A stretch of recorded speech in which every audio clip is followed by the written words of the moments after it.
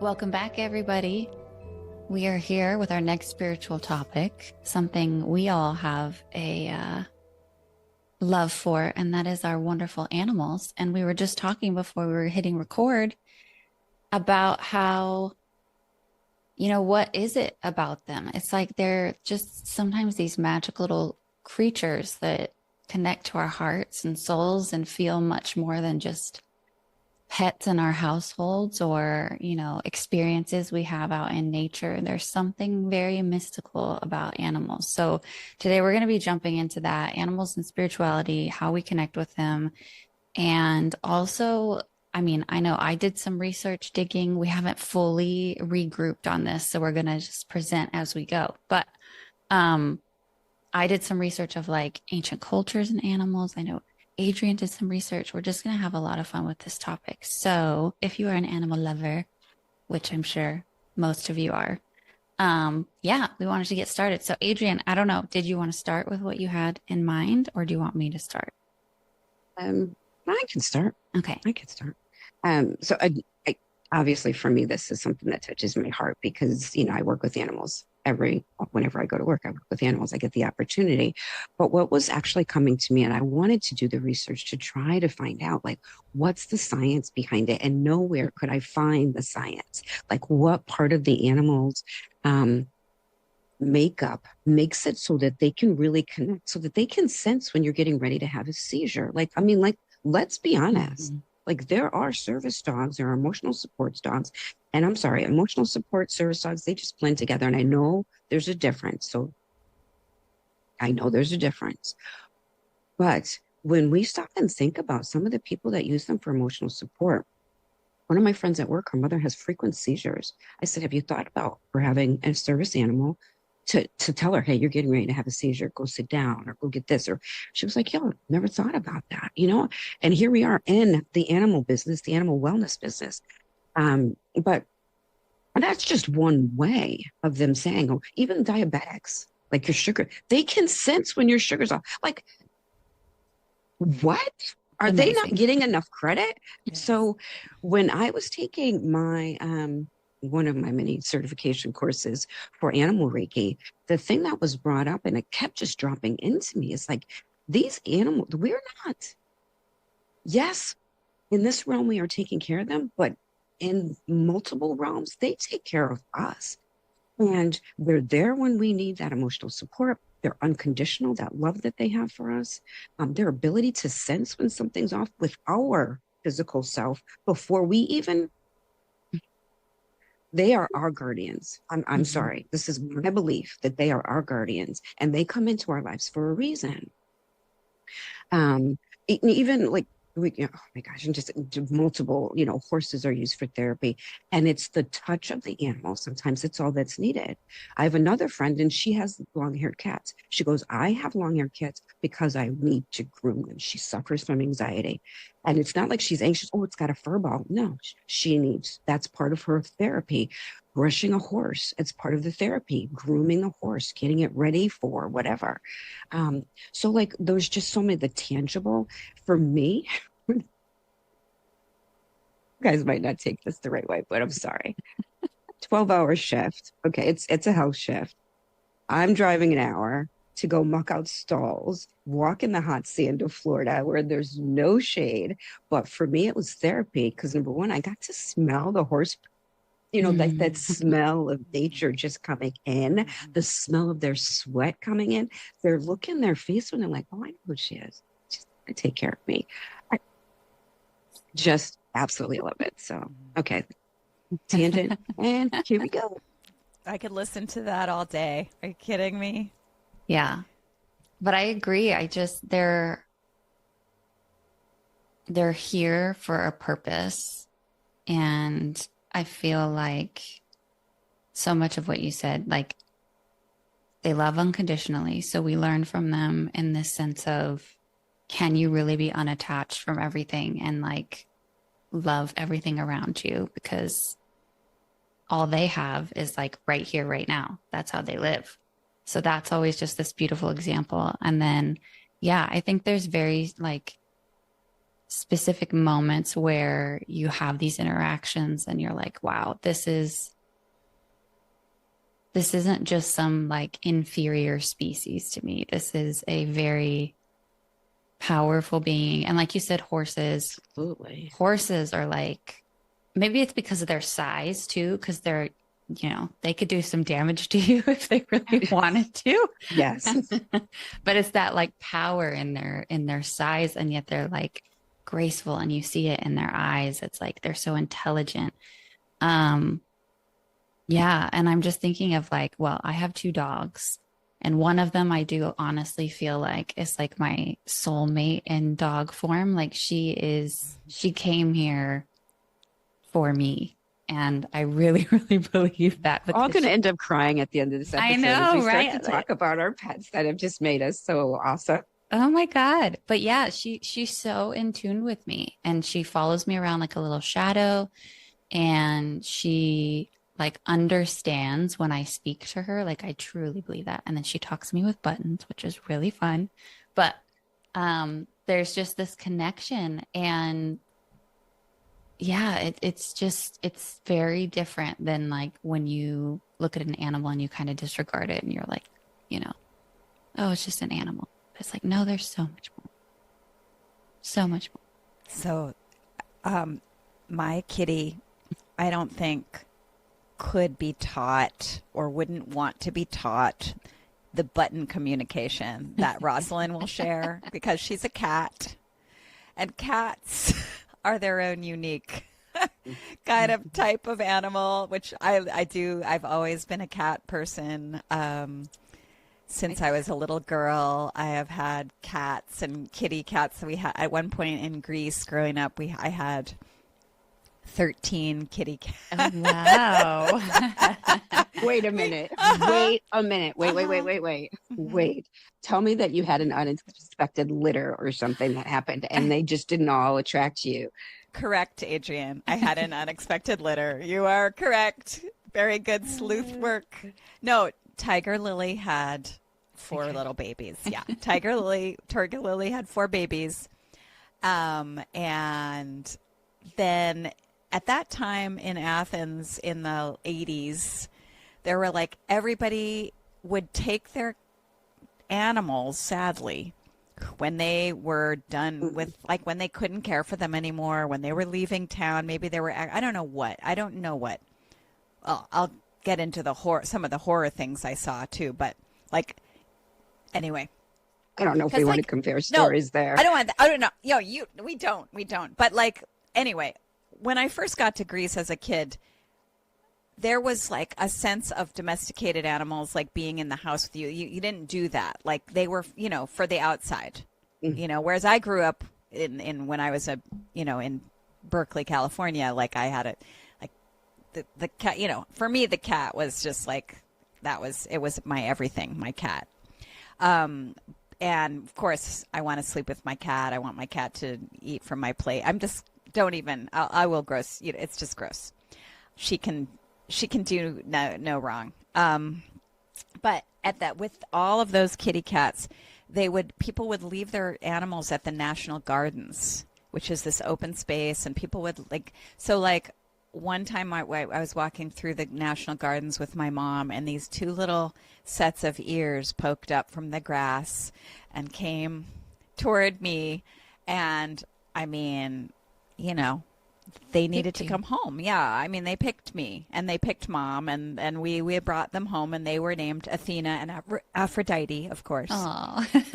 So there was Tiger Lily, Athena, Aphrodite. Tiger Lily. Oh my goodness, beautiful. Oh my God, yes. And I see why you needed 13 you now. see, and then there was the 4, so it just became like a lot. And then they all slept around me, and one time there were a lot of stray cats, and my mom also couldn't resist like rescuing them. So she would be coming home from like after doing her belly dance gigs or whatever, and there'd be like some tiny little fur ball that would cross her path, and she would scoop it up, and I'd be asleep, and she'd come home and she'd just like tuck it under the covers, and I'd wake up and there'd be like a fresh kitty in the morning that I never met. So like I'm just Yes, I had a magical kitty life, and I still have a magical kitty now. So yeah, we can just go on and on about the love and delight and that they bring when they're so funny, Mm. you know. They're just so funny and they're so Yeah, there's themselves. joy in just like them being animals and us It's a getting to watch it's a it. true embodiment of, it's not fake joy. Like they're Mm, truly happy to see you. I was just here 5 minutes ago. What do you mean? mm. Tails a wagging like I've been gone forever. Like, but like it's a true embodiment of joy. Like this is how you enjoy every single moment. Like I know you were just here 5 minutes ago, but yeah, you're back and let's do it again. That kind of a thing. And even like when there's a wild or a fractious animal, and then they begin to start to trust you, the reason that they're fractious is or mean is because they're just like they're scared. They just don't know. Um, and I do realize that some are bred for specific things. So please don't yell at me about that in the comments below. But when I think of a cat, I think of audacity. Like they're just audacious. Like, I can do this, and I can, because they have 9 lives and they can land on their feet every single time. And isn't that wonderful? Like, great. When I think of a dog, I think of loyalty, like the unconditional commitment. And when I think of a horse, and we could just keep going, going, and gone. But when I think of a horse, I also think of that trust that's involved, because we all know horses spook. They're actually an animal that is preyed upon. Okay, so wind will scare a horse. Like you can see videos. I'm sure you've seen it where they just go, "Huh," and then the horse just jumps. Like what was it? What was that? But the horse is actually their eyes are on the side, and when you're actually riding a horse, they're relying on you to look forward to see what's in front of them, and they're going to be the ones looking to the side. So, like, if you ever take riding lessons or you're riding with somebody and you look to the side, your horse is going to go to the side and they'll say, look forward. You got to look forward because the horse is going to go where you look. So, even that magical connection right there, and even where their chakras are, they're right along their back. So sensitive. And here you are sitting, your root chakra connecting to their spine, all of their chakras. It's just an amazing connection. Could talk Yeah, about animals all day. that's so yeah, to imagine like the connection of the chakras and that they're like, and then that we just naturally started to work with horses in a way that we connected that way, like Mhm. along their back. And I don't know, just a like ancient connection with horses. That reminded me that, so I did some research on like ancient cultures and was comparing like the animals that had, specific meaningful connections. And there's always a lot. And so I looked at the ancient Druids, the ancient Egyptians, the Mayans, and then indigenous tribes in Americas. And um,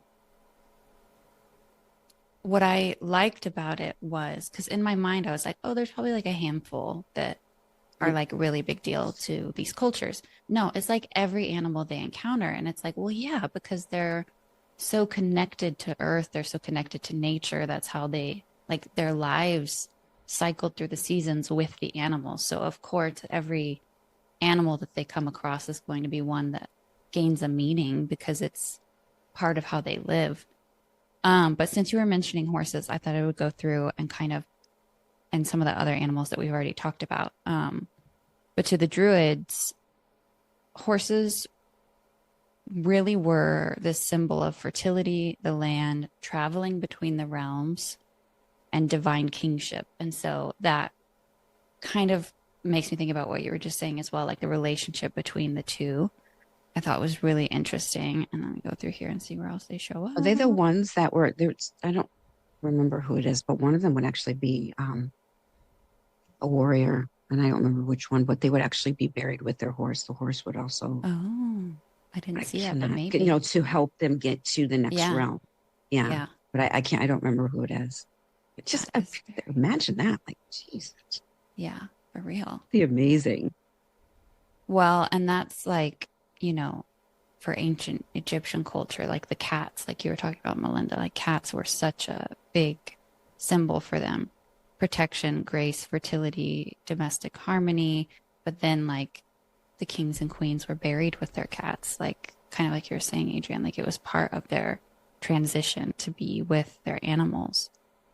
Um, let's see, what else? What else?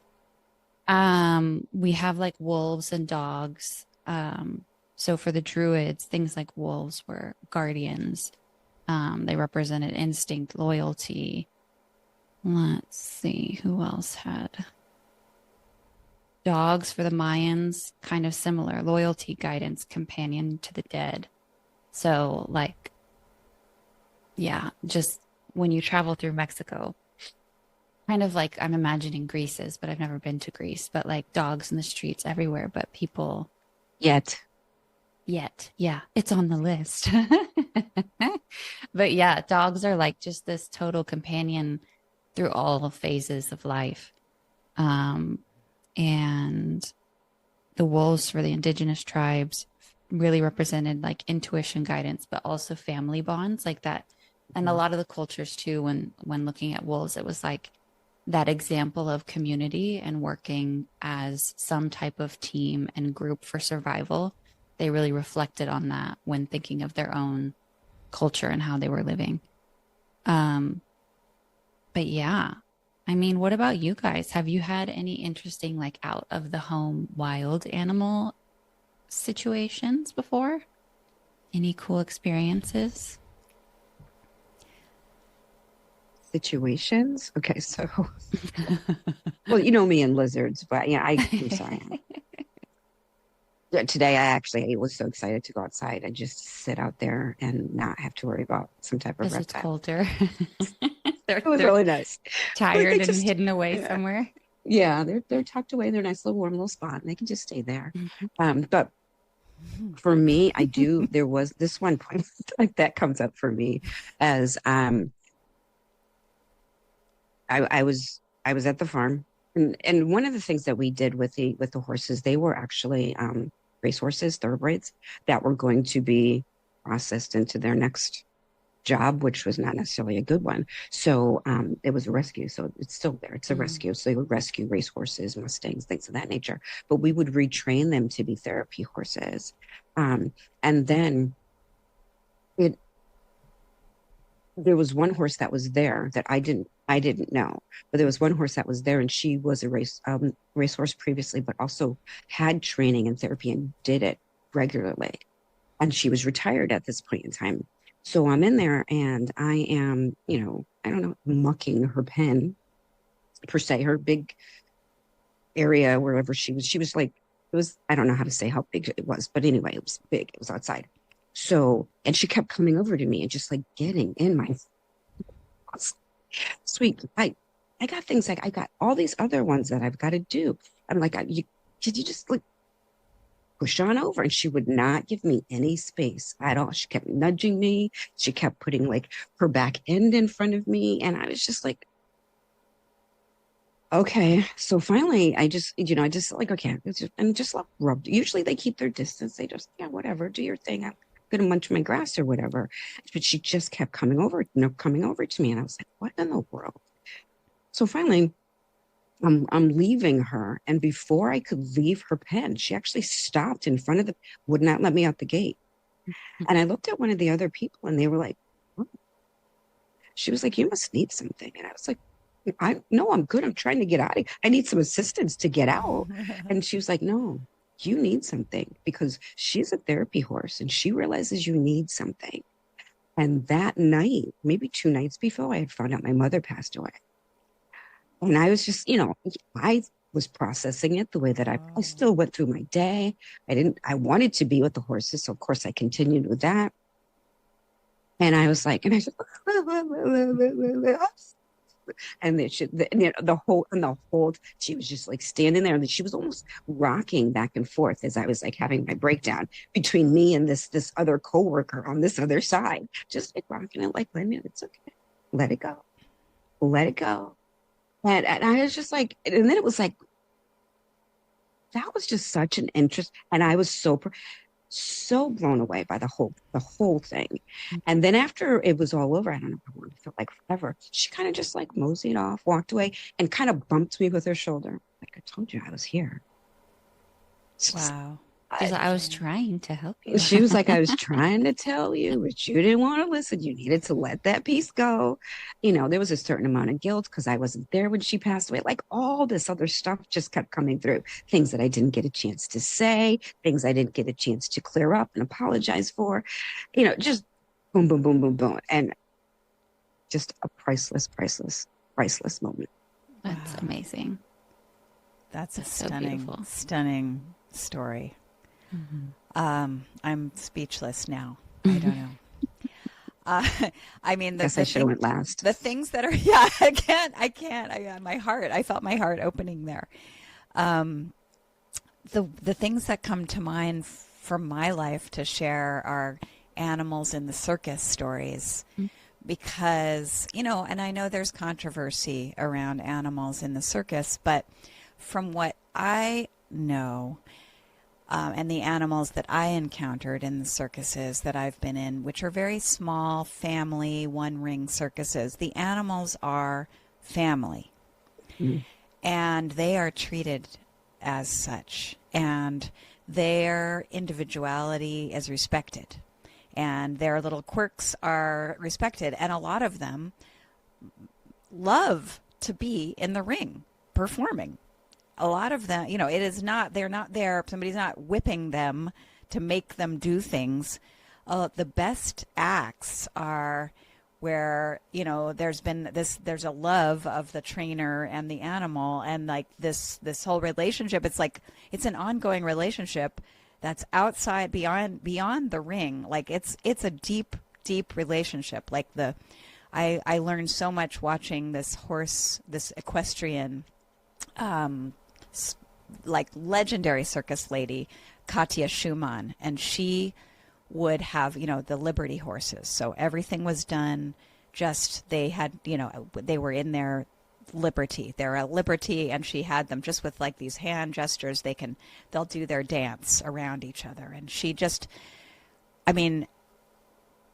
devoted to her horses and to training them. Like she would spend hours in the field with them, like down on her knees, smelling the grass and, like just the most amazing stories. And she told me how when she is writing, like that, she gave me some beautiful images for like how to teach dance also based on how she thinks about her body as a writer with a horse. Like she talks about imagining like eyes are all over your body. And if you have eyes like on your hips and you are just imagining them directed this direction or that direction, the subtlest of cue in your even imagination, the subtlest of movement in your hips will work with the animal to go that way. You're not like pulling on reins. You're working with them in this other way. So I'm in awe of that. And then there was this amazing, so funny, this guy, Johnny Piers, and he rescued dogs from shelters. And they would be like the quirkiest, mangiest, weirdest dogs. Like with like all these defects of like having, or something like a tongue coming out or like missing, like 3 legs or I don't know. He has a gift for loving them, figuring out what it is that they want to do naturally, and then that's the act, is like him just doing what they naturally like to do. But he's like trained them to, do, this one likes to do a flip, that one likes to push a ball along, he'll do a handstand, and they'll all like go up on their paws, one after the other. This is like, it's so sweet. And then you see people get to see like what they might actually be able to do with their animals. I know a lot of people love to like work with a lot of pets really like to do that. They like to play that way. So I don't know. You probably have both experienced that in your own lives because you have dogs and they seem more trainable than cats. Now there are circus cats, amazing acts, but I'm afraid that those acts, they do train with food incentive, and I'm not the biggest fan of seeing a cat desperate for food. doing a trick. Exactly. You know, I'm Yeah. not as into that, but you know, again, they're not they're fed and they're not, you know, but whatever. I won't go into that. Yeah. Well, that is such a like a unique way of having interacted and seen people's relationships with animals through the circus. That's so cool. Yeah. Yeah, for me, I think of experiences. We all know I'm like a nature baby and I like being outside and I like being out in the elements away from like man-made things. Um, but I remember like I've had several situations on like hikes where animals will show up at certain points. Like here in South Texas, we have turkey vultures, and they're not the prettiest bird, but they are very symbolic to me for like the cycle of life, death, and rebirth because they are vultures. So they don't really hunt, they just eat what's already died. And so it's also just a symbol of like transformation. But I'll be out on hikes and I'll be, you know, thinking through whatever, you know, issue I'm taking to the earth at that point. And just the timings of when like these birds will like fly over. It's just, it's not coincidence. It's very like supportive. It's just this symbol for me that whatever energetically I'm working through is being seen in the energies around me. It's like being recognized that that's being supported.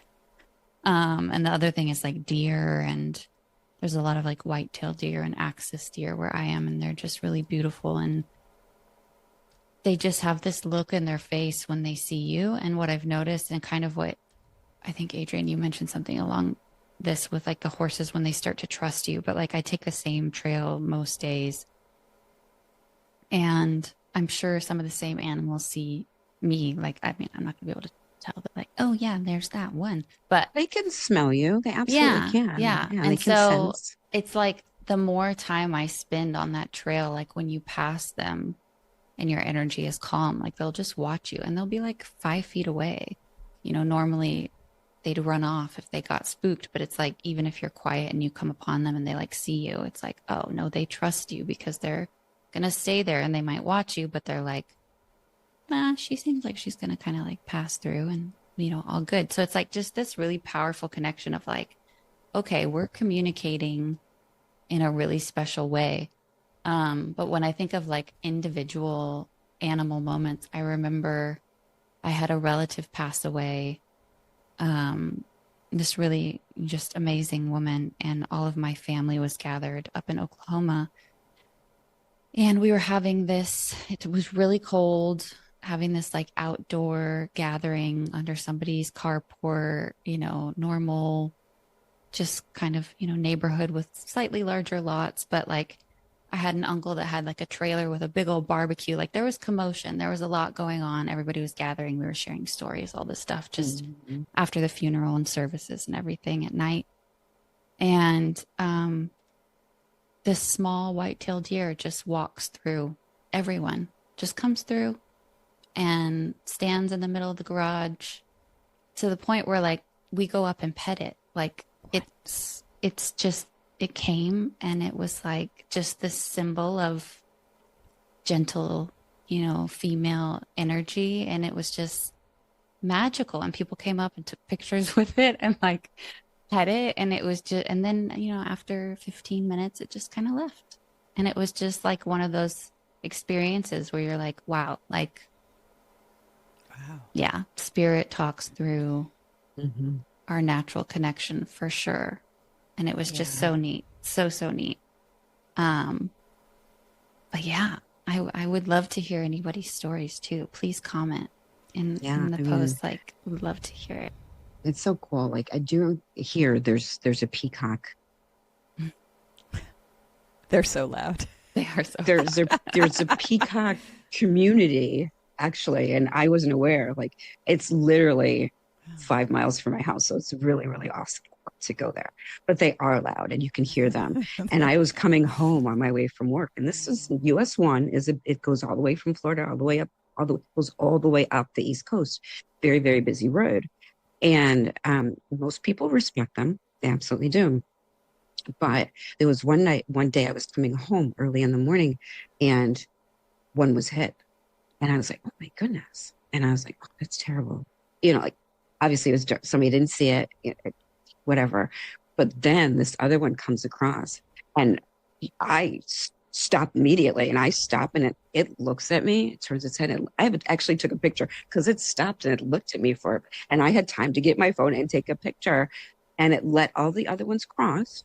And then it released and went across. And what was going in my head at that time, because I was in a space of like, I've got to do this, I've got to do that, I've got to do this when I go home.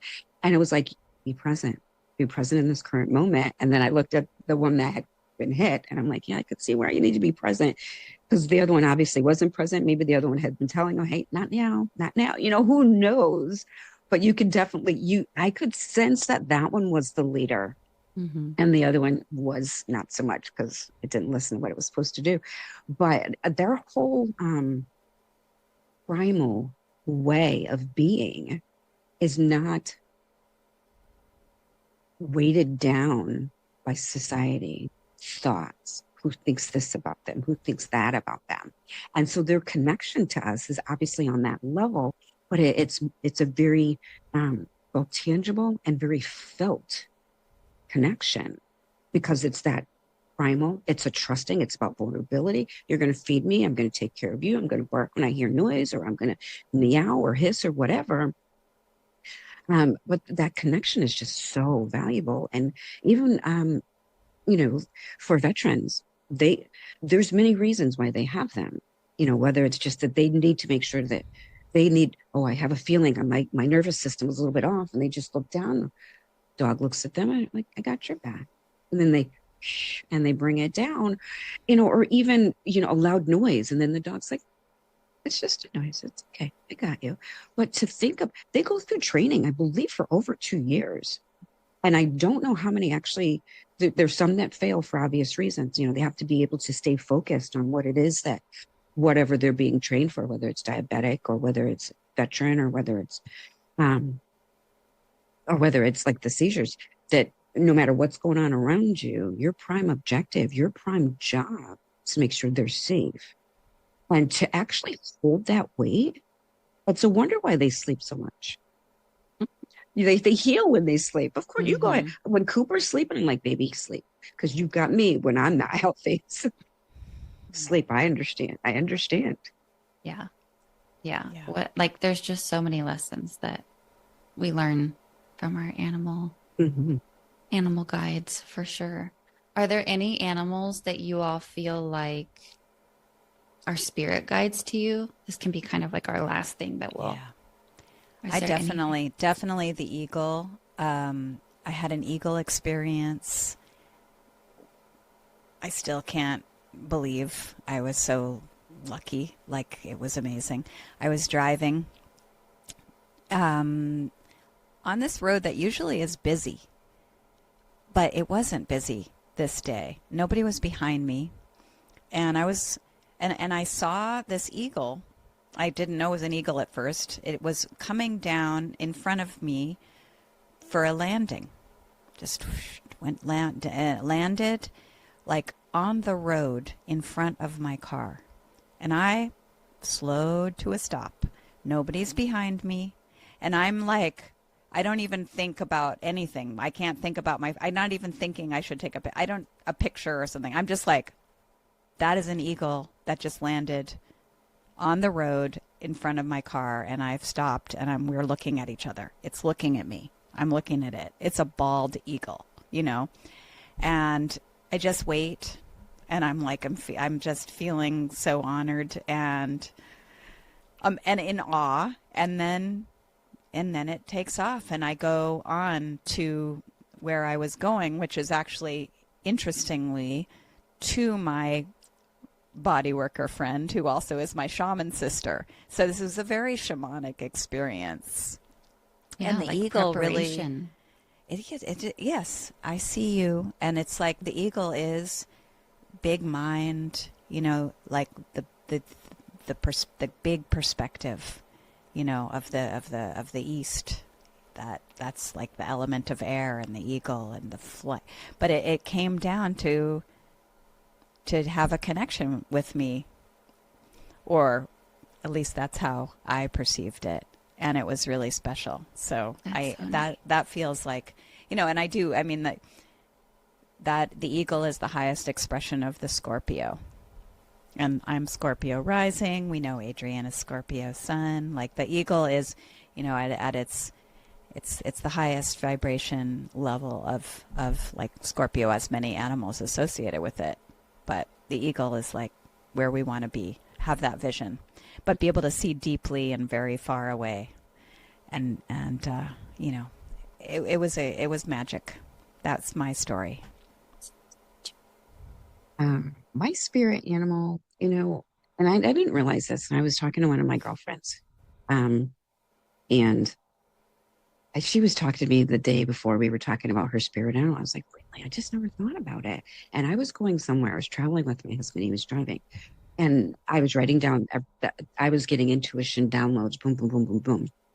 My husband is the best because he's like, my wife is quirky. I know it. I'll just let her do her thing. So I'm writing these things down, and I look up and there's hawks and they're just flying across and they're flying in front of my car and they're just going across. And I was like, that's interesting. And then I go back and I'm writing some more and then there's another hawk.